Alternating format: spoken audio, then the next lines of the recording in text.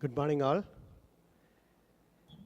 First of all, thank you, Future Kerala, for giving me an opportunity to talk to an esteemed audience, especially the educationalist in Kerala.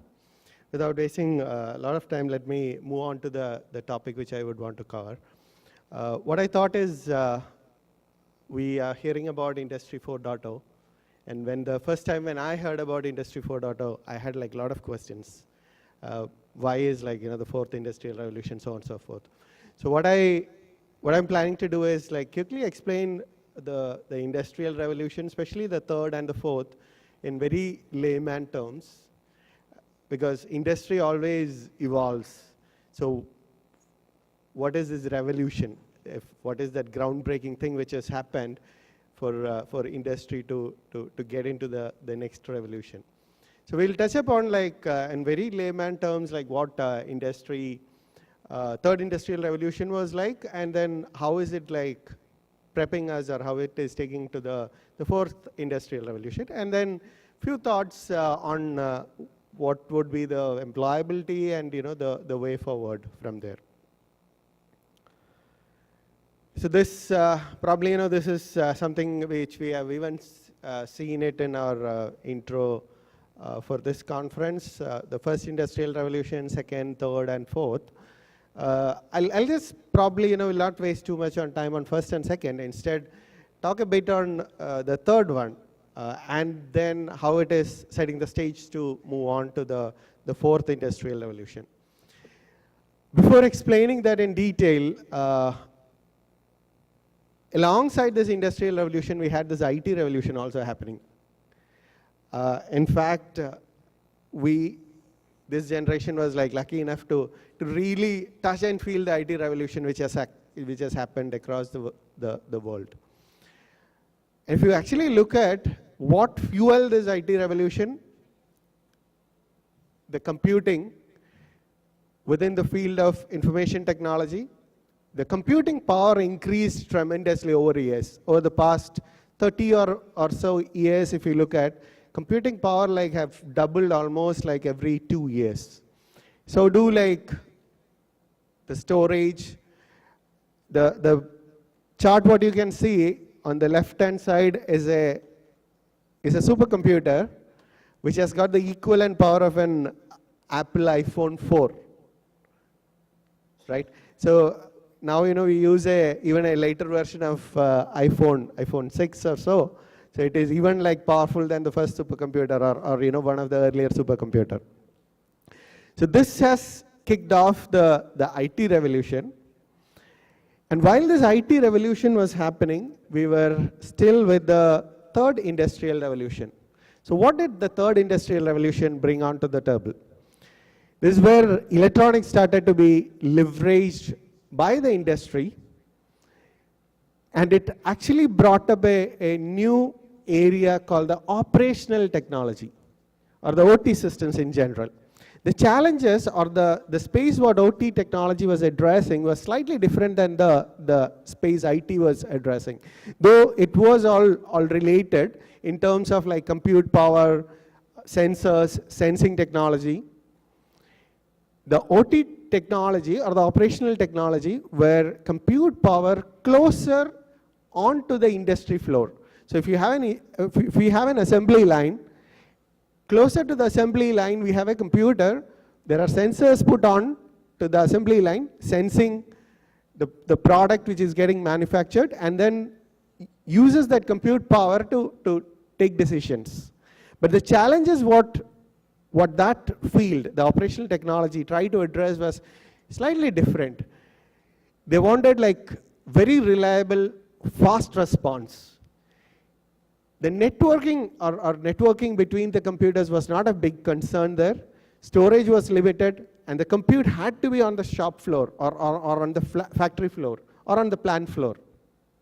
So the concerns what the third industrial revolution which brought onto this compute power, which is in general we could term as the operational technology.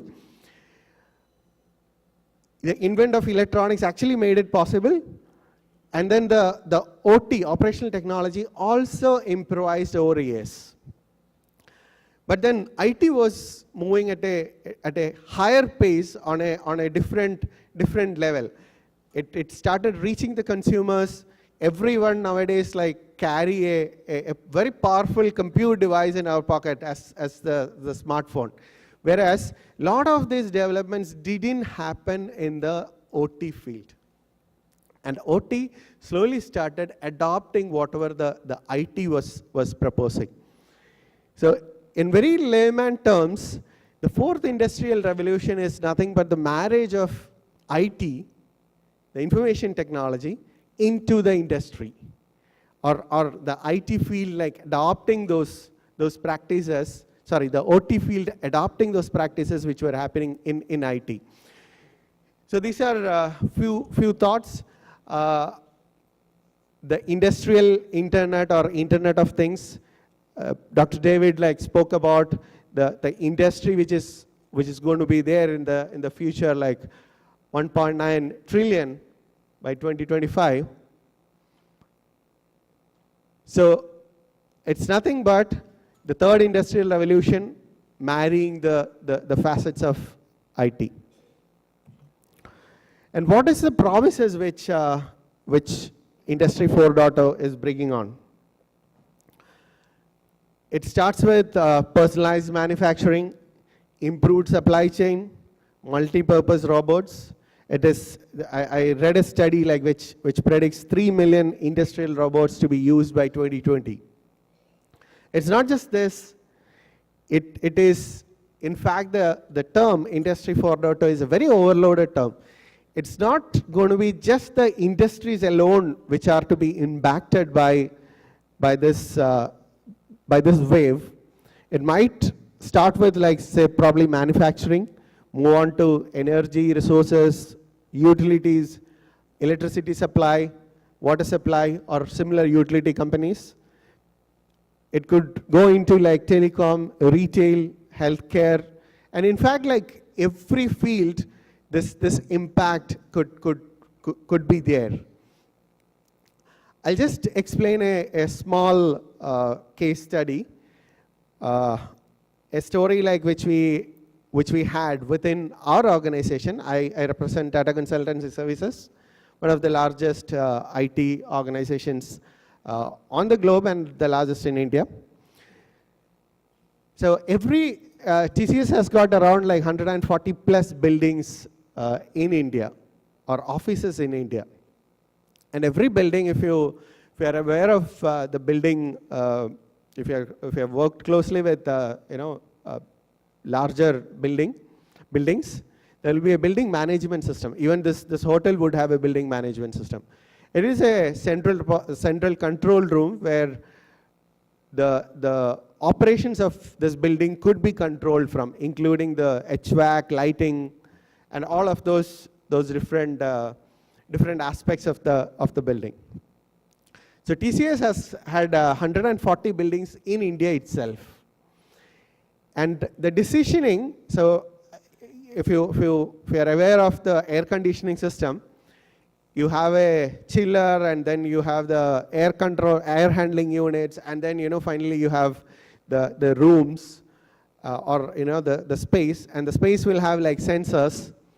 So if there are like lot more occupancy in this room, it will trigger some alarm, in turn like improving the airflow into this room, and then finally like starting some chillers to cool this room further.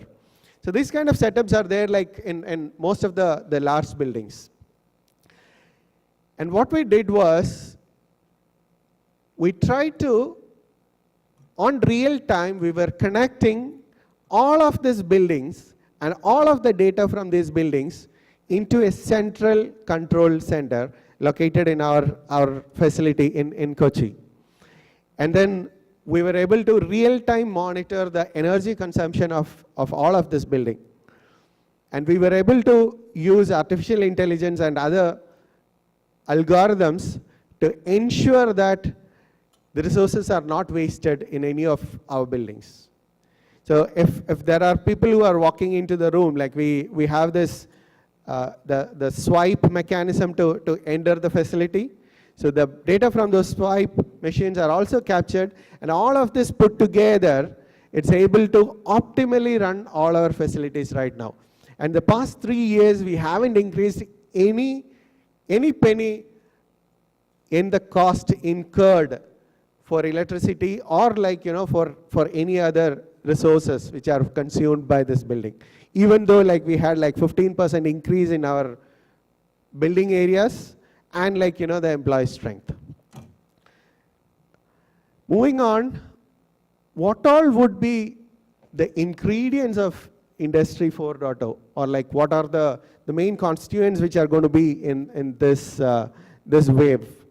Definitely we'll have a lot of sensor technology, compute, storage, cloud, AI, robotics, a lot of automation as well. And if you actually look at, even though I have put this as the ingredients of Industry 4.0, if you look at the information technology, these are the leading technologies on the IT front as well. So adoption of that across industry is what we will have to envisage during this Industry 4.0 stride. And again, I've seen like a lot of different forums talking about the employability. Would automation take off like a lot of jobs? This is my 2 cents to it. Before explaining that, let me try to explain what I've put in the chart. Within the field of artificial intelligence, there are broadly 2 different classifications. One is called the weak AI or the narrow AI, and the other is the strong AI or the artificial general intelligence. What is happening right now, or what is the reality now, is the weak AI or the narrow AI, what the human beings had or had applied in industry, is kind of getting over or taken over by the technology. So if it's a clerk who is doing like very fixed kind of activity, mundane activity, repetitive activity, there is very high chance that that particular job could be automated. Whereas there are few activities or few job categories which require the real human. That is definitely going to be there. Plus, the opportunities which Industry 4.0, like as I explained in my previous slide, in the areas of AI, robotics, all of those are going to come. So in my thought, the employability is going to be on the rise. Definitely there could be like something taken over by the automation, but then, on the other side, it is going to like improve multifold. Now, how do the educational institutions prepare for this Industry 4.0?